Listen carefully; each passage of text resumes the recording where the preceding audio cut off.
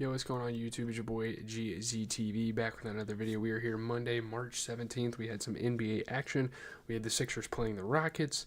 Pacers Timberwolves ended up being a really good game. And then we have the Nuggets and the Warriors to close out the night. So not too much. Tuesday, there should be a couple of good games, maybe. I could be wrong on that. But talking about the 76ers and the Rockets, my goodness, what a run Quentin Grimes has been on for this team. But Jalen Green and Jabari Smith, I think, he was playing. They each score 30. The Rockets extend their win streak to 7 games. They win by 7 in overtime over the 76ers. Now, obviously, it's kind of concerning that they had to go to overtime.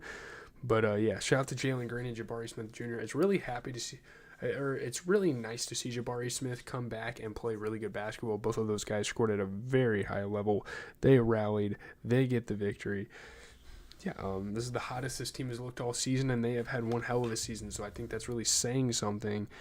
Şengün, clutch little putback to go to OT. You know, this team, for how young they are, they really make timely plays, and I think that's an awesome part of it.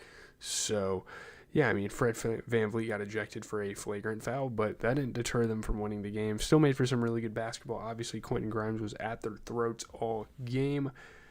And then obviously Jalen Green, hit a lot of really good shots. But my God, Quentin Grimes having like a historical game for a Sixer, like 46 points, 13 rebounds. There was some ESPN-ish with the stat line there. I don't think the Sixers played that bad. Like, for who they have out on the court, they played pretty good tonight. I mean, Jared Butler had 21 points. Obviously, you'd expect a little more from a guy like Chuma Okeke, who's kind of getting his chance. I remember watching him at Auburn. He had his stint with the Magic. Obviously, he could have played a little better and got a little bit more involved offensively, but I think they played pretty decent for what they had on the floor. And, I mean, you're going against one of the best teams in the NBA in the Rockets, where Terry Eason had 21 points. You get 25 points out of Dylan Brooks. You get 13 points, 11 rebounds out of Alperen Şengün. 30 points, 13 assists for Jalen Green, and then you have Jabari Smith Jr. coming off the bench and playing phenomenal, putting up 30 points. So I think I have Jabari Smith on my team, and I'm kind of pissed now because he played really good. Well, I mean, I guess I have a bye for the week, but still.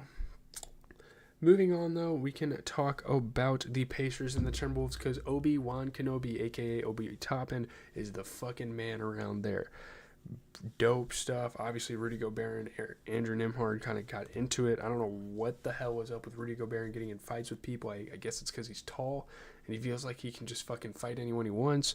I don't really know. Really good basketball game. You know, TJ McConnell, he's not scared to go to the rim, and that's something we saw out of him in the playoffs last year, and this is something that we're going to need to see out of him for the Pacers this season, and he had a really nice couple of layups. Obviously, Anthony Edwards getting in the air, using his athleticism to get to the rim, and Julius Randle was hitting all sorts of tough shots, but it was the Pacers that won the day, and Obi Toppin had a fantastic game. 34 points, 10 rebounds, 70% three-point shooting, 7 for 10. That's incredible. 22 points as well for Benedict Mathurin, and then you get TJ McConnell coming off the bench, 11 points, 13 assists. Now, these are the role players. These are the guys that, again, led the Pacers on a great playoff run last year. And we haven't really seen that much this year, and now that we're getting it in this game, that's awesome, especially against a team as good as the Timberwolves. Now, you look at the Timberwolves, it really was Anthony Edwards. Like, he didn't shoot the best, but he still put up 38. Shout out to Naz Reid. He put up 21 points off the bench. Yeah, Rudy Gobert got ejected. That didn't really help their case, and he wasn't really playing that good anyway. Not being a very big offensive threat, and that's going to be a complaint very frequently you're going to hear out of me when I talk about the Timberwolves, because this is a league. I mean, you're even playing against, hell, even Thomas Bryant can produce some offense, but you would normally be playing Miles Turner on this team.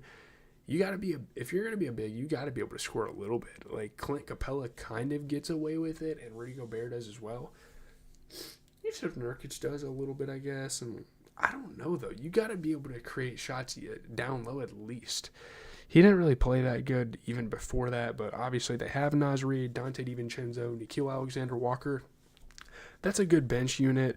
I don't really know. Maybe give Jalen Clark a little more of a chance. I mean, obviously they gave Nas, Dante, and Nickeil Alexander-Walker more minutes because of the Rudy Gobert ejection, but still.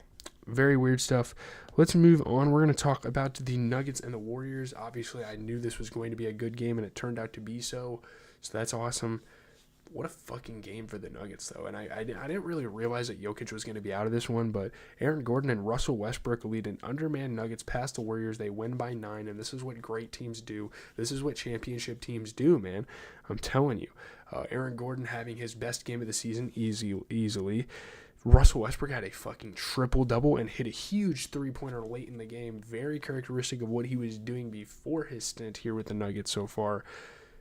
Missing their two main stars, they beat the Warriors still, and that's obviously concerning for the Warriors because if you can't beat this Nuggets team without Jokic or Murray, imagine when they're back. You might lose in 4 or 5 games in the playoffs if you have to play them in a series, which obviously the Warriors are hoping they don't do that.